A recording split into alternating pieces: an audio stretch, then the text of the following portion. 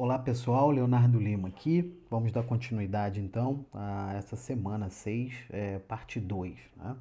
Eu vou falar aqui sobre modelagem de problemas com variáveis binárias. Então, o objetivo dessa aula é trazer alguns problemas em que as variáveis binárias aparecem desse contexto, né? De uma aplicação direta. Antes disso, deixa eu só reforçar aqui que variáveis binárias, né? Um problema com variáveis binárias, essas variáveis binárias são aquelas que assumem valores somente 0 ou 1. Né? O que esses problemas têm de especial é que eles surgem naturalmente de diversas aplicações do dia a dia, como eu vou mostrar aqui para vocês nessa videoaula hoje. Tá? Alguns contextos comuns de aparecimento das variáveis binárias. Né? Essas variáveis binárias são, em geral, usadas para modelar situações em que é necessário decidir entre realizar ou não realizar uma ação. Né? Então, o 0 pode representar um não realizar uma ação e o valor 1 representar o fato de realizar aquela determinada ação.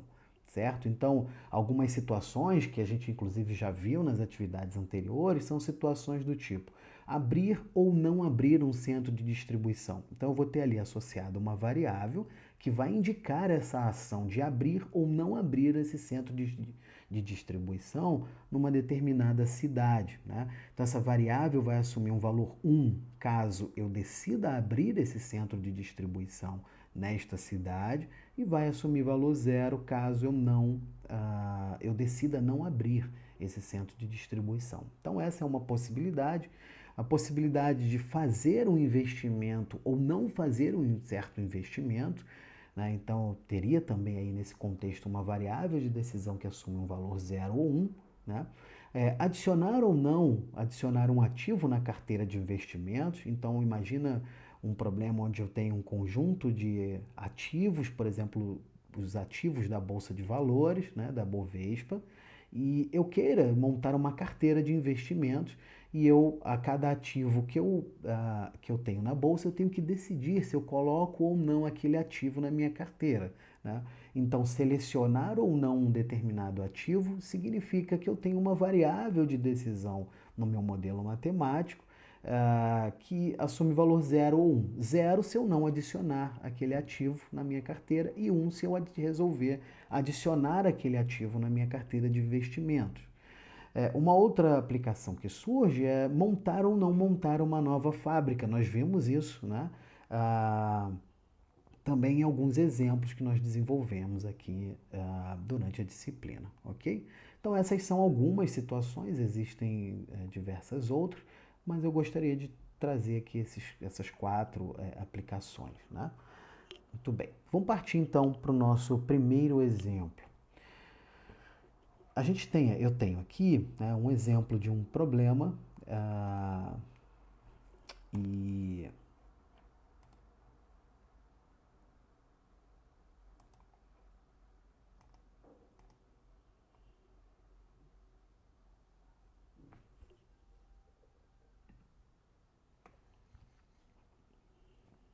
o que a gente tem nesse exemplo 1 é o seguinte: a California Manufacturing Company quer expandir seus negócios construindo uma nova fábrica em Los Angeles ou em São Francisco, ou até talvez nas duas cidades. Né? Então tem um problema de construir fábrica, né? Uma nova fábrica, e essa nova fábrica pode ser construída ou em Los Angeles, ou em São Francisco, ou eventualmente até nas duas cidades. Okay? A empresa também deseja construir, no máximo, um novo armazém, mas a escolha da localização é restrita à cidade onde a fábrica está sendo construída. Ou seja, eu não posso construir armazém em um local em que não há fábrica. Então, e no máximo, eu quero construir um novo armazém, ok? Eu não vou escolher, por exemplo, colocar dois armazéns. No máximo, eu vou selecionar um armazém em uma cidade em que há também fábrica, ok? Bem, o valor de lucro líquido de cada uma das alternativas pode ser visto na tabela abaixo, que está na tabela do slide a seguir, ok? A coluna mais à direita fornece o capital necessário para os respectivos investimentos, onde o total de capital disponível é de 10 milhões de reais. Então vamos olhar já de imediato essa tabela, né? Eu tenho aqui uma tabela onde eu tenho o lucro líquido em milhões de reais, ok? Associado a cada uma das decisões. E tenho também os investimentos necessários para cada uma das opções, né? Das possibilidades. No final das contas, eu quero decidir, então, se eu construo ou não fábrica em Los Angeles, se eu construo ou não fábrica em São Francisco e os respectivos armazéns nessas cidades. É claro que cada possibilidade dessa tem um investimento exigido, né? Então, essa coluna 3 me diz quais são os investimentos exigidos. E nessa coluna 2, o que a gente tem aqui são os lucros líquidos obtidos por essas decisões, né? O fato é o seguinte, é que eu tenho um limite de capital disponível de 10 milhões. Né? Isso significa que eu não posso, por exemplo, decidir construir fábrica em Los Angeles, fábrica em São Francisco, armazém em Los Angeles e armazém em São Francisco. Por quê? A soma dos investimentos de executar todas essas ações simultaneamente ultrapassa meu capital disponível, que é somente de 10 milhões, certo? Então, a gente precisa escolher um subconjunto dessas decisões. E para isso, nós vamos construir um modelo matemático. E é esse modelo matemático que vai me dizer qual é a decisão, né? Ou quais são as decisões que me maximizam o meu lucro líquido no final das contas. Ok? Então, basicamente é esse o problema, né? Repara que nesse ponto, né, quais são as decisões a serem tomadas? Né? As decisões a serem tomadas são decisões do tipo construir fábrica em Los Angeles? Sim ou não? Eu vou criar uma variável que eu vou chamar aqui de x1, que vai representar essa decisão, e eu tenho então 4 decisões, naturalmente 4 variáveis, de x1 até x4, ok? O interessante é que essas variáveis de decisão são variáveis de decisão do tipo construir ou não construir, né? Construir fábrica ou não na cidade de Los Angeles ou não construir. Construir fábrica na cidade de São Francisco ou não construir. Isso significa, então, que essas variáveis, né, são variáveis do tipo 0 ou 1. 0 se a decisão for não construir, seja armazém ou seja fábrica, e 1 se a decisão for construir, ok? Então, essas variáveis que nós temos, x1, x2, x3 e x4, são variáveis que a gente chama de variáveis binárias. Todas elas só podem assumir valores no conjunto 0, 1, ok? Bem, qual é a função objetivo? O nosso objetivo aqui é maximizar o lucro, né? Ou seja, o lucro obtido por investir na construção da fábrica em Los Angeles, vamos olhar aqui de novo na tabela, é de 9 milhões. Então, se eu decidir construir uma fábrica em Los Angeles, o valor dessa minha variável x1 será 1, então 9 vezes x1 vai dar 9, né? Se a minha decisão for construir esta fábrica. Logo, o meu lucro total é a somar esse produto, 9 vezes x1 mais 5 vezes x2 mais 6 vezes x3 mais 4 vezes x4. E é isso que aparece aqui na função objetivo, né? Então, repara como essa variável de decisão aqui, ela é uma variável de decisão 0 ou 1, né? 0 ou 1, todas elas. Então, se ela for 1, eu somo esse 9 aqui nessa parcela. Se for 0, essa expressão dá 0 e eu não conto, né, o lucro líquido obtido pela construção dessa fábrica aqui em Los Angeles. Ok? Então, somando isso tudo, eu tenho o lucro resultante das decisões tomadas. Vamos agora avaliar as restrições desse problema. primeiro lugar, eu tenho uma restrição de capital disponível, certo? Ou seja, vamos olhar de novo aqui a tabela. Quando eu olho aqui a tabela, nós temos aqui um investimento. Cada decisão dessa requer um investimento. Eu tenho investimento de 6 milhões para construir a fábrica em Los Angeles, 3, 5 e 2 para cada uma das respectivas decisões aqui à esquerda, né? Então, o total que eu gasto nas minhas decisões, ou seja, o total investido, é 6 vezes x1 mais 3 vezes x2 mais 5 vezes x3 mais 2 vezes x4, certo? Então, por exemplo, se eu decido construir uma fábrica em São Francisco, a gente tem 3 vezes, essa variável aqui x2 vai assumir valor 1, e aí eu vou ter 3 vezes x2 vai dar 3, né? Significa que esse 3 será somado naquela minha restrição de investimento total. Eu vou estar investindo 3 milhões, né, para a construção dessa fábrica. Então, a soma de todos os investimentos é dado por essa expressão aqui, por essa soma, né? Isso é o total investido. Isso tem que ser menor ou igual do que o capital que eu tenho disponível, que é de 10 milhões, ok? Então, ou seja, a gente cai novamente no total investido, né? Total investido com o disponível, né? Muito bem.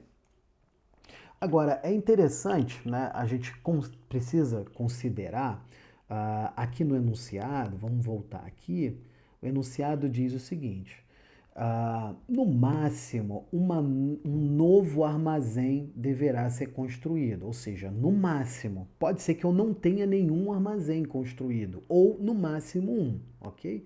Então, daí surge uma restrição, que é uma restrição, que eu chamei aqui de C2, essa restrição de no máximo um novo armazém.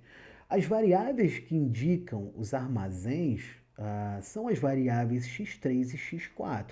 Como é no máximo 1, eu vou dizer que a soma dessas decisões tem que ser menor ou igual a 1. Ou seja, se eu escolher colocar um armazém na cidade de Los Angeles, a variável x3 será igual a 1. E aí, automaticamente, essa variável x4 tem que ser zero. Caso contrário, se ela for 1, 1 mais 1 dá 2, e isso não é menor ou igual a 1, eu terei uma violação dessa restrição, o que nunca pode acontecer, ok? Então, essa restrição aqui, x3 mais x4 menor ou igual a 1, é uma restrição que indica que x3 e x4 podem ser zero ao mesmo tempo, ou seja, eu não construo um novo armazém, ou x3 pode ser 1 e x4 ser zero, ou x3 ser 0 e x4 ser 1. Né? São as possibilidades aí de solução para essas variáveis nesse caso aqui, ok? Mas eu preciso necessariamente inserir esta restrição para modelar o fato de que, no máximo, um novo armazém poderá ser escolhido. Bem, uma outra restrição que aparece são outras duas restrições que aparecem, são as restrições de construção do armazém sujeito à presença da fábrica, né? Então vamos pensar, eu posso construir um armazém em Los Angeles somente se uma fábrica for construída em Los Angeles. Como que a gente vai modelar isso? Bem, a gente vai modelar isso dessa forma aqui, ó, x3 é menor ou igual que x1. Ou seja, a construção do armazém em Los Angeles é menor ou igual que a decisão de construção ou não da fábrica em Los Angeles. Aí, bem, vamos dar uma parada aqui. Repara o seguinte, se x1 for igual, a zero, ou seja, o que implica que eu não construo uma fábrica em Los Angeles, o que a gente vai ter aqui nesse caso é que x3 deve ser menor ou igual a zero. Só que essa variável x3, ela é ou 0 ou 1. Ser menor ou igual a zero, então, significa que automaticamente essa variável x3 será igual a zero. Então, repara, se eu decido não construir uma fábrica em Los Angeles, ou seja, x1 igual a zero, automaticamente isso me leva a não construir armazém em Los Angeles. E é isso que eu quero, né? Eu quero modelar o fato de que se eu não tenho uma fábrica naquela cidade, eu não posso ter também um armazém lá. Por outro lado, se x1 for igual a 1, porque já que essa é uma variável binária, então o x3, a variável x3, será menor ou igual a 1. Isso implica que x3, então, pode ser ou 0, né? Ou x3 assume o valor 1, pode assumir qualquer um dos dois valores, certo?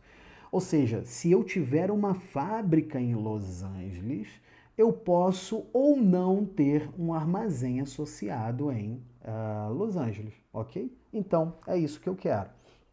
Eu quero exatamente, o meu interesse era modelar o fato de se eu não tiver fábrica em Los Angeles, eu não posso ter armazém. Agora, se eu tiver o armazém, que é essa situação, aliás, se eu tiver a fábrica, que é esta situação, o armazém pode ou não ser construído, e aí o modelo vai decidir de acordo com o valor da função objetivo e com as outras restrições associadas ao problema.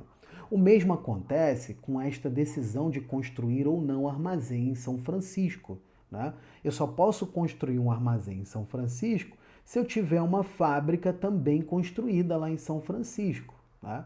Então, a decisão, a variável x4, que é a decisão de construir ou não um armazém em São Francisco, é menor ou igual que essa decisão aqui de construir uma fábrica em São Francisco.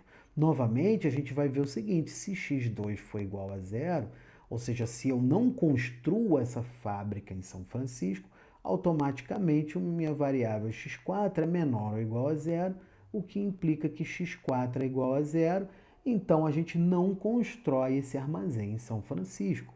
Se x2 for igual a 1, aí a variável x4 é menor ou igual a 1, o que implica que x4 pode ser 0 ou x4 pode ser 1, ok? Bem, então com isso, as nossas variáveis de decisão são todas binárias, né? E a gente consegue modelar todos aqueles fatos descritos no enunciado. E no final das contas, a gente tem um modelo matemático para esse exemplo 1, que é maximizar o lucro, que é dado por essa função objetivo, sujeito a essas restrições aqui.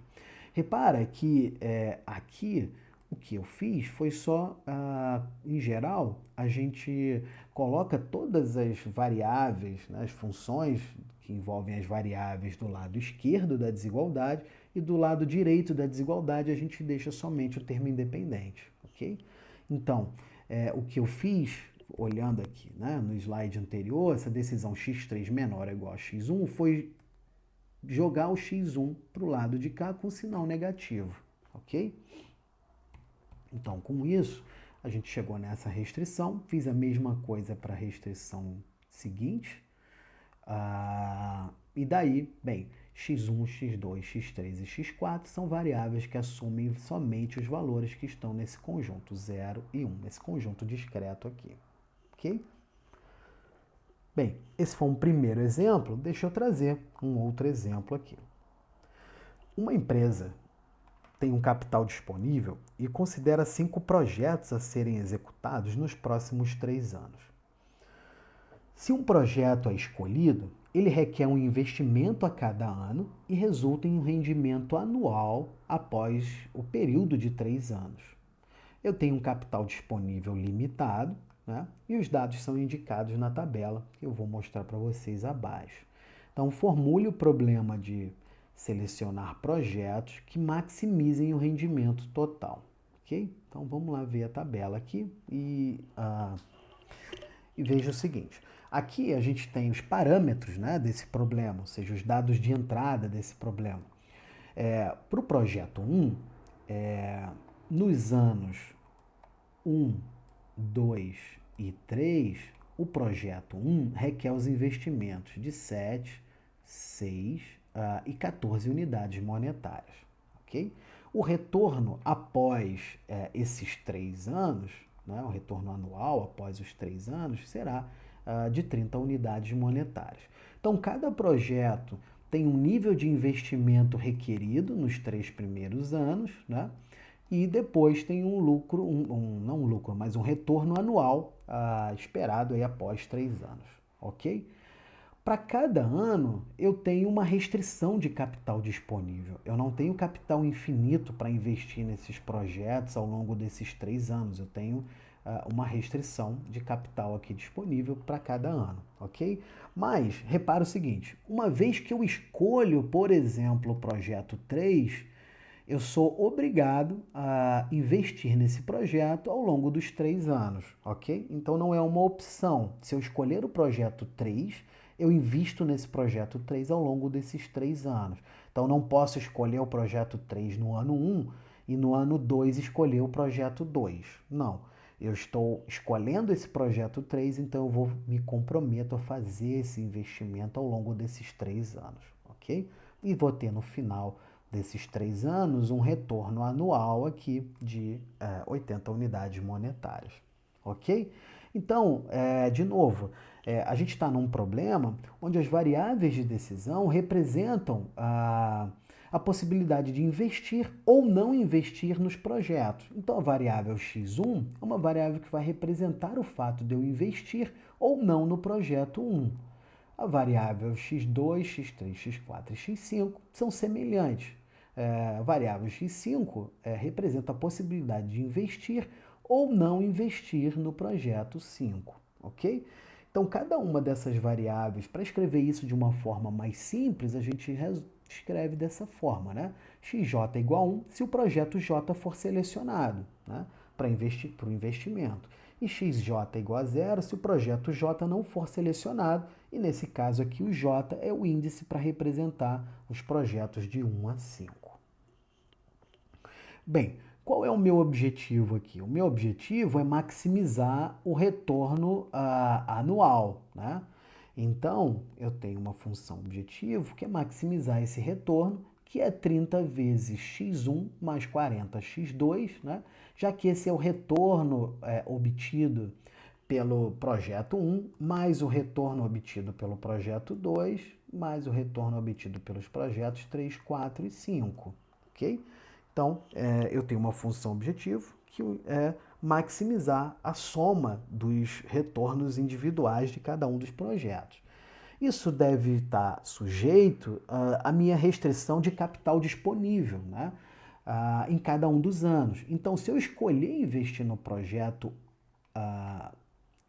1 no ano 1, eu preciso investir 7 unidades monetárias, vezes a decisão de investir ou não nesse projeto 1. Então, se eu invisto, isso aqui passa x1 assume o valor 1, e aqui esse 7 vezes 1 vai dar 7, e aí eu vou diminuir esse 7 do capital disponível para esse ano, né? Então, à medida que eu vou selecionando aqui projetos para investir nesse ano 1, eu vou somando esses valores, e isso tudo tem que ser menor ou igual, né, do que os 55 que eu tenho disponível para investimento nesse primeiro ano, ok? Bem, a mesma coisa deve acontecer para os anos 2 e 3. Deixa eu voltar aqui na tabela. Repara, no ano 1 eu tenho um capital disponível de 55. Então, se eu investir no projeto 1, eu gasto 7. Mas, se eu investir no projeto 2, eu gasto 11. Mas, se eu investir no projeto 3, eu gasto 20 e assim por diante. Então, eu tenho uma restrição que é 7 vezes x1, 11 vezes x2, mais 20 vezes x3, mais 19 vezes x4, mais 7 vezes x5. Tudo isso tem que ser menor ou igual que o meu capital disponível nesse primeiro ano. A gente faz isso também para os anos 2 e 3, né? Considerando naturalmente aí os capitais disponíveis nos anos 2 e 3, que são diferentes, ok? Então essas restrições 2 e 3 vão ficar 6 vezes x1 mais 4 vezes x2 mais 10 vezes x3 mais 23 vezes x4 mais 9 vezes x5. Isso tem que ser menor ou igual a 60, e a restrição similar a essa para o ano 3, ok? Então, no final das contas, a gente tem essas restrições aqui, né? A restrição de capital disponível no ano 1, no ano 2, ou seja, o capital total investido tem que ser menor ou igual que o meu capital disponível, né? Então, no ano 2 é a mesma coisa, o total de capital investido no ano 2 tem que ser menor ou igual ao capital disponível nesse mesmo ano. Faço isso também, naturalmente, para o ano 3, né? O total de capital disponível no ano 3 é de 58, o total de capital investido tem que ser menor ou igual que o capital disponível, ok? Bem, no final das contas, então, a gente chega no modelo matemático que é maximizar essa função objetivo sujeito a essas restrições aqui, né? As restrições de capital disponível e as restrições de que todas essas variáveis assumem somente valores 0 ou 1, ok? Esse foi um segundo exemplo e agora eu quero falar de um exemplo bem interessante, que é o problema da mochila, né? Esse problema da mochila aparece em diversas aplicações, né, da vida real e nós vamos ver do que trata esse problema, certo? É um problema bastante simples de entender, mas um problema não tão fácil de resolver do ponto de vista computacional, né? Então, deseja-se colocar, na verdade, N itens dentro de uma mochila, né? Então, é conhecido que essa mochila tem uma capacidade limitada e cada um dos itens possui um peso W e um valor econômico V, né? Então, o que eu quero é colocar na mochila os itens, de modo que o valor econômico dos itens colocados na mochila seja o maior possível, seja maximizado, né? Então imagina, naturalmente, que não há a possibilidade de colocar todos os itens na mochila. Eu tenho que escolher um subconjunto de itens, né? Dentro desses N itens, eu tenho que escolher um subconjunto, de modo que esses itens colocados na mochila, a soma do peso deles não ultrapasse a capacidade da mochila e de forma que o valor econômico carregado seja o maior possível, ok? Então eu estou supondo que há somente um item de cada tipo, né, nesse problema. Então, por isso que o problema é um problema da mochila 01, porque nós vamos ter que decidir a cada instante se eu coloco ou não coloco um determinado item na mochila, ok? Bem, vamos então partir para uma aplicação desse problema, né? Então, uma empresa de empreendimentos imobiliários está considerando 5 possíveis empreendimentos. A tabela a seguir mostra o lucro estimado a longo prazo, ou seja, o valor presente líquido, que cada projeto geraria, bem como a quantidade de investimento necessária para realizar o empreendimento em unidades de milhões de dólares, ok? Então a gente tem aqui, na realidade, 5 empreendimentos, que eu enumerei aqui de 1 a 5, tem um lucro estimado para cada um desses investimentos, eu tenho o capital necessário, né, para cada um desses investimentos também, ok? Então, a nossa decisão, né, é uma decisão do tipo 0 ou 1, uma decisão se eu seleciono ou não seleciono o projeto, né? Levando em consideração o seguinte, que o meu capital disponível é de 20 milhões de dólares, né, para o investimento nesses empreendimentos aí.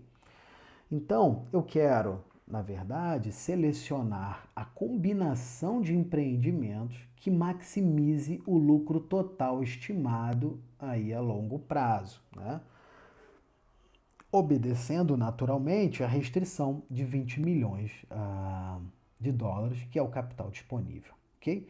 Então a minha decisão qual é? A minha decisão é investir ou não num determinado projeto, né? A cada projeto eu decido investir nesse projeto ou não investir nesse projeto, ok? Então as variáveis de decisão são variáveis de decisão binárias e a minha função objetivo é uma função objetivo em que eu quero maximizar o lucro, né? Então, o lucro é a soma dos lucros individuais vezes o valor da decisão de investir ou não naquele projeto, o que me dá essa soma aqui. E eu tenho uma restrição, que é a restrição de capacidade de investimento. De novo, né? Eu tenho um investimento total, que é dado por essa expressão, e isso deve ser menor ou igual que a minha capacidade de investimento, que é de 20 milhões. Né? Então, por exemplo, não é possível investir em todos os projetos. Na realidade, não é nem possível investir nos projetos 2 e 3 simultaneamente. Porque se eu investir nos projetos 2 e 3 simultaneamente, o que significa que x2 é igual a 1 é igual a x3, que é igual a 1, né? x1 é igual a x4, que é igual a x5, que é igual a 0, né? Essa aqui representa o seguinte: eu invisto nos projetos 1, 2 e 3, seja as variáveis de decisão associadas a esses projetos é igual a 1, e não invisto nos projetos 1, 4 e 5, já que a variável de decisão é 0. Mas esse fato de eu investir nos projetos 2 e 3, né, isso vai me dar um valor dessa expressão aqui, que é 22, né? Já que 12 vezes x2 vai dar igual a 1, mais 10 vezes x3, como x3 é 1, isso vai dar 10, a soma disso é igual a 22 e o restante é 0, né? Isso aqui é 0, isso aqui será 0 e isso aqui será 0. Só que 22 viola, né, essa restrição. Eu tenho que 22 não é menor ou igual a 20, ok? Então, como isso não é verdade, esta solução aqui não é uma solução viável, né? Ou seja, é uma solução inviável para esse problema. Ok? O que a gente quer é selecionar os projetos de modo a obedecer essa restrição e maximizar esse lucro. Esse é o típico problema da mochila. Então, a mochila é claro, uma analogia para essa minha carteira de investimento, né? Então, a minha mochila, nesse caso, é a minha carteira de investimento. O peso da mochila é a minha capacidade de investimento. E os meus itens são os projetos. Então, eu tenho que escolher um subconjunto de projetos para colocar na minha carteira. Eu tenho que escolher um subconjunto de itens, na nossa analogia aqui, para colocar na nossa mochila. Cada um desses itens tem um peso. Nesse caso aqui, esse peso é a exigência de investimento. Né? E cada objeto, ou cada projeto, cada item tem também um lucro associado, né? Que é o nosso valor econômico, né, desse item. Então, o problema da mochila é, na realidade, uma analogia que aparece em diversas situações. Imagina uma outra situação onde eu tenho um container e esse container tem uma capacidade limitada e eu tenho que colocar alguns itens lá dentro, né?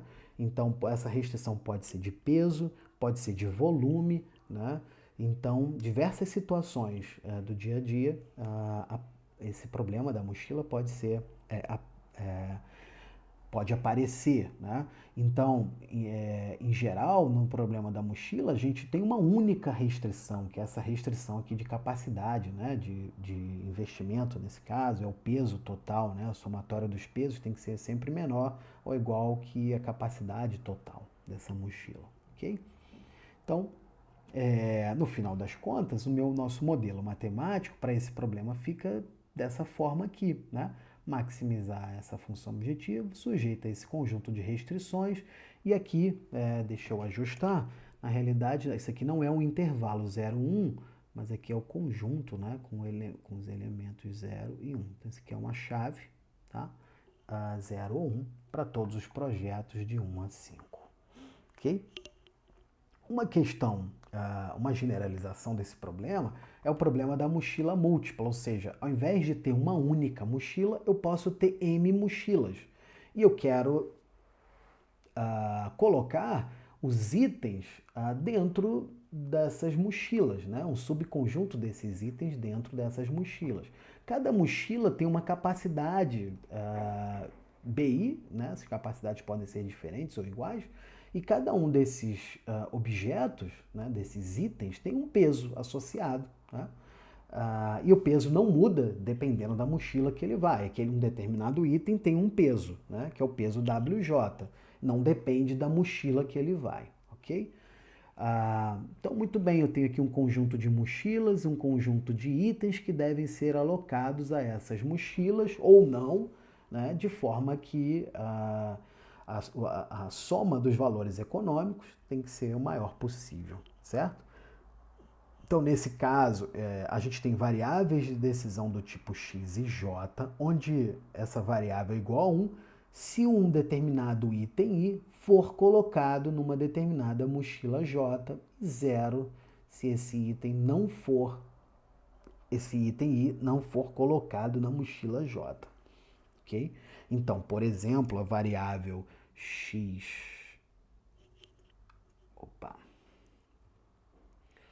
então, por exemplo, aqui a variável, deixa eu voltar aqui.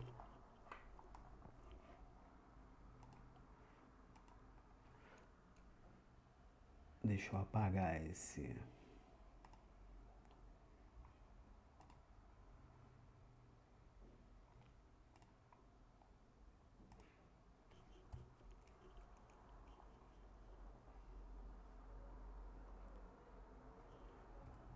Opa, aqui tá.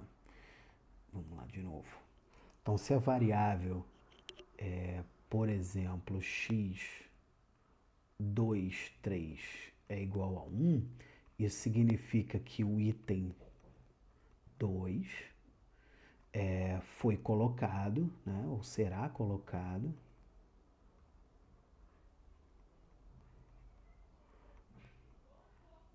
na mochila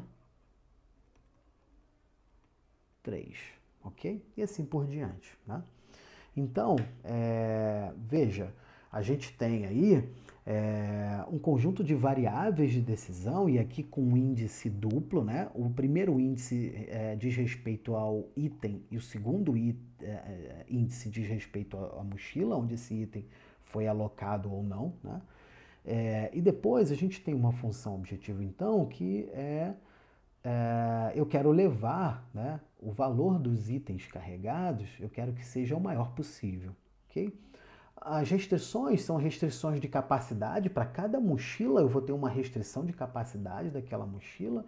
E eu vou ter também uma restrição que precisa me dizer, olha, se o item I já está na mochila J, esse item não pode estar em nenhuma outra mochila, né? Então a gente vai ter uma restrição também de que cada item pode ser carregado no máximo dentro de uma mochila. É claro, terão itens que não estarão dentro de mochila nenhuma. Isso vai acontecer, né? Isso é possível, mas ao final, né, da minha otimização, eu vou ter aí uma solução em que cada item precisa estar somente dentro, precisa estar no máximo em uma mochila, ok? E todas as capacidades das mochilas terão que ser respeitadas. Então, a gente deixa o modelo matemático aqui, né? O modelo matemático mais geral é algo desse tipo, mas mais para efeito de conhecimentos gerais aí de vocês, ok? Muito bem.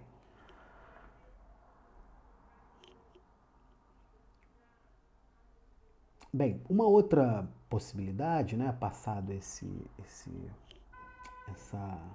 problema da mochila, né, é um problema bastante conhecido também, que é o problema do caminho mais curto, né? Vamos ver rapidamente o que é esse problema do caminho mais curto. Bem, imagina que você mora no bairro aqui em Curitiba do Água Verde, né? E bem, o departamento de administração está no campus botânico e a gente queira sair do Água Verde e ir para o campus do botânico, aqui da universidade. Então, quando eu coloco isso lá no Google Maps, por exemplo, né, numa ferramenta que traça a rota, o Google Maps, de alguma forma, estabelece uma rota que me dá um caminho com a menor distância, por exemplo, né? Ou com menor tempo, né? Então, no problema do caminho mínimo, a gente está exatamente construindo um modelo matemático de forma que, dados dois pontos, eu possa decidir ou escolher uma rota, saindo da minha origem, chegando no meu destino, de modo que essa rota seja a rota menor possível. Menor pode ser menor distância ou pode ser um menor tempo, né? Então vamos dar uma olhada em como que a gente modela matematicamente um problema desse tipo. Vamos então pensar nessa rede abaixo aqui, né? Cada ponto desse aqui, cada círculo desse com esses rótulos, né? Eu vou chamar isso de nós, e vou chamar as relações desses nós, entre esses nós de arcos, né? Então, o conjunto de nós com esse conjunto de arcos me dá o que a gente chama de uma rede, ok? Então, imagina que eu esteja num ponto A e eu queira ir para um ponto G. Eu tenho algumas possibilidades. Estando no ponto A, eu posso ir para o ponto B, ou para o ponto E, ou para o ponto C, ou para o ponto D. Cada uma dessas possibilidades de rota tem uma distância associada. Nesse caso, a rota, a distância entre os pontos A e B é de 15 quilômetros, né? E assim por diante. Então eu tenho as possibilidades de rotas, ou seja, não é possível, por exemplo, sair do ponto A e ir direto para o ponto F, porque não existe essa rota. Necessariamente, para ir para F, saindo de A, eu preciso passar por C ou passar por D, né? Então eu preciso seguir esta rota aqui, ou então ir na rota AD e depois DF. Não há outra maneira direta de ir de A para F, ok? Então as rotas são indicadas pelas ligações entre esses pontos. E cada rota tem uma distância associada, né? Muito bem. Então a pergunta é: qual a rota mais curta, qual o caminho mais curto, né? Saindo de A para chegar no ponto G?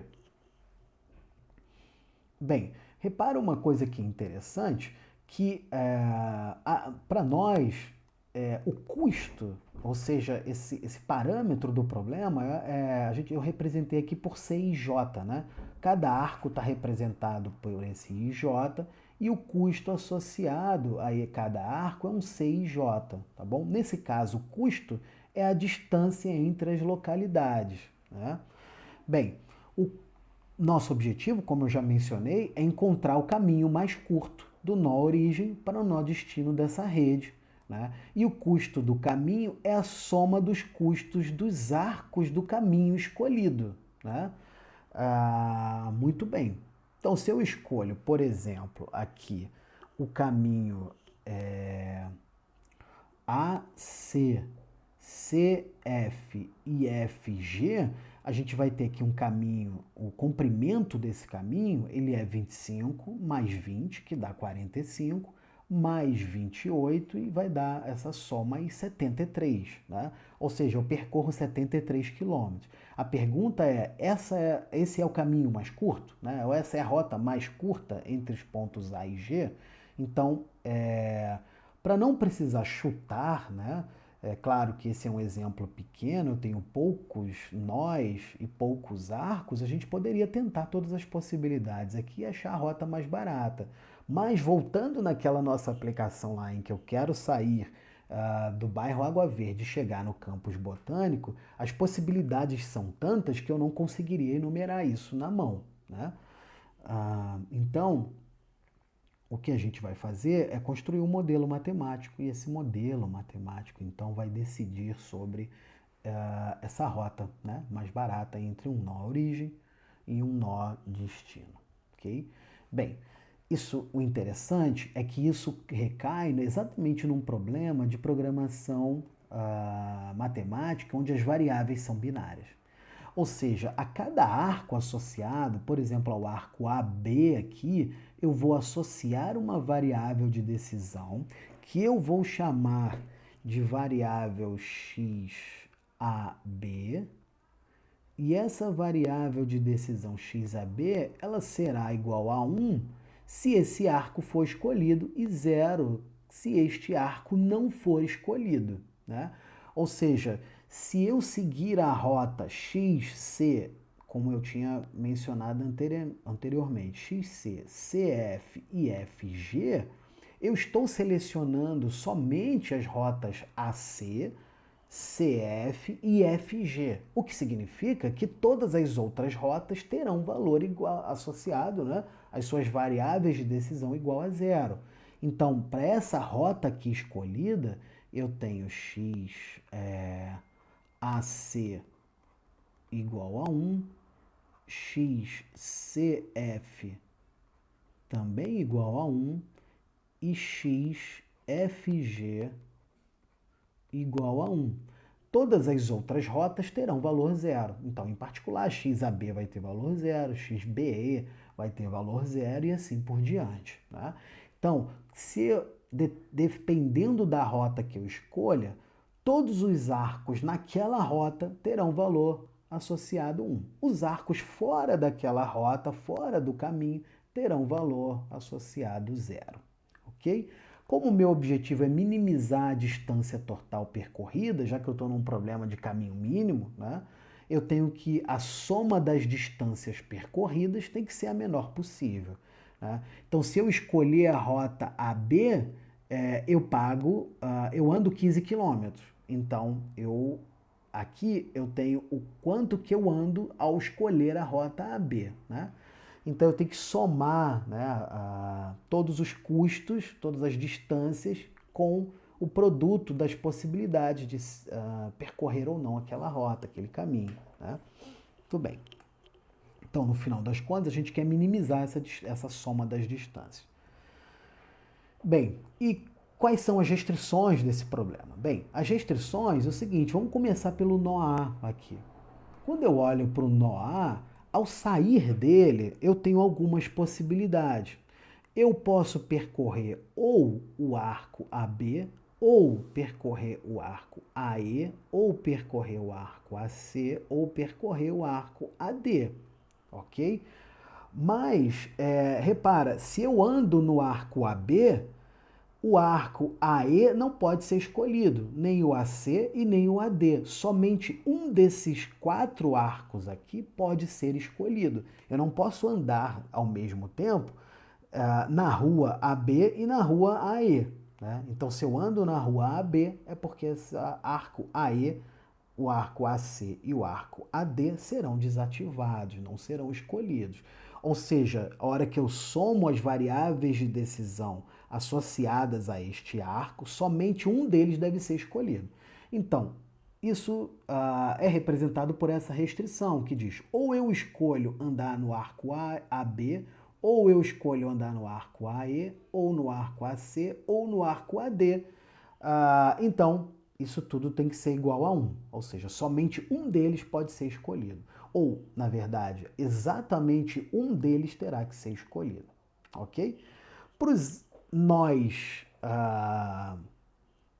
intermediários, que eu vou chamar aqui de nós, são todos esses nós aqui que não são nem o nó origem, que aqui nesse caso é o nó A, nem o nó destino, que é o nó G, né? São esses nós intermediários, vai valer a seguinte regra. Bem, o que sai menos o que entra, ó, repara, o arco que sai do nó B é o arco BE.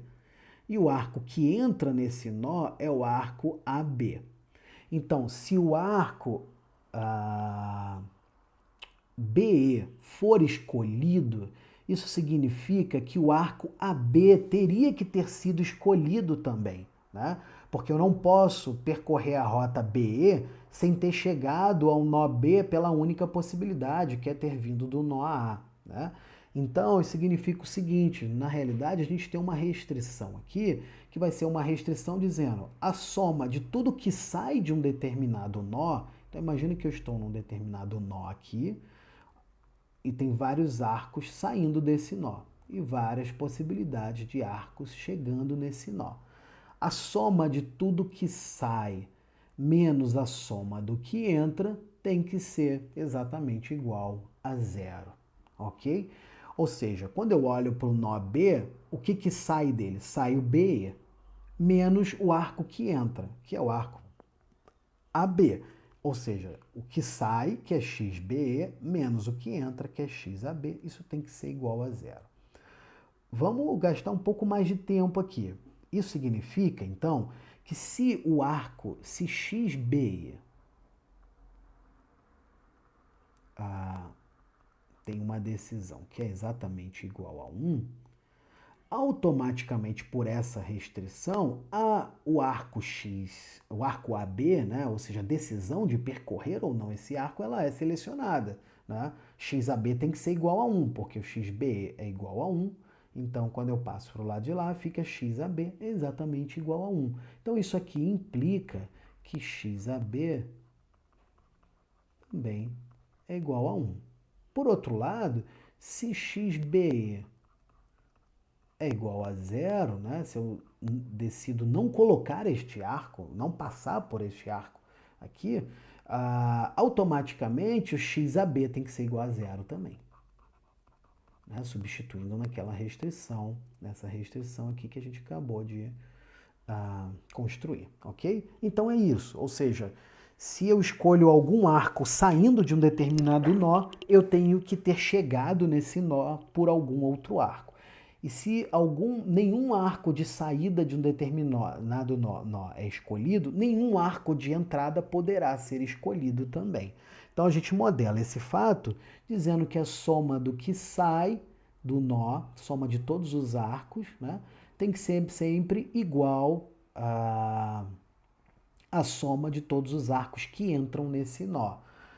De outra forma, né, soma do que sai menos a soma do que entra tem que ser igual a 0. Então vamos pegar, por exemplo, o nó E, né, para a gente continuar essa nossa análise. Então no nó E, repara o seguinte, nós estamos aqui, né? É esse nó aqui. Nesse nó E, soma do que sai. Sai somente uma possibilidade aqui, que é o arco EG. Então, é XEG menos o que entra. O que entra é XBE mais XAE mais XCE. Ok? Então, ou seja, menos XBE menos XAE menos XCE, isso tem que ser igual a 0. Certo? Então, isso vale para todos os nós intermediários, que são esses nós de B até F. Para o nó destino, que é o nó G, ou seja, eu tenho que chegar no meu destino por alguma rota. Então, a soma de todas as rotas que acessam diretamente o nó G tem que ser igual a 1. Ou seja, uma delas, exatamente uma delas, tem que ser escolhida. Ou essa rota é a rota EG, ou essa rota é a rota FG, ou essa rota é a rota DG. Então, XEG mais XFG mais XDG tem que ser exatamente igual a 1. Ou seja, uma dessas três rotas aqui devem ser escolhidas. Ok? Com isso, a gente tem a modelagem desse problema. Né? Bem, cada uma dessas variáveis de decisão é do tipo 0 ou 1. E a gente quer satisfazer todas as restrições de modo a minimizar o percurso total da rota. Okay? Bem, importante dizer que todos esses problemas resolvidos, a gente disponibilizou uma planilha do Excel com todos esses problemas abordados aqui, modelados no solver do Excel, né? Então vocês podem lá resolver esses problemas, já estão prontos, basta você entrar no solver e mandar resolver e verificar quais são as soluções obtidas. Né? Isso é interessante para você poder ter esses problemas como exemplo, para modelar os outros problemas que vão aparecer, inclusive para resolver as atividades que a gente vai propor aí ao longo dessa semana, ok? Então, espero que seja uma semana produtiva de estudo para vocês. A gente vai se ver na próxima videoaula, ok? Obrigado, grande abraço.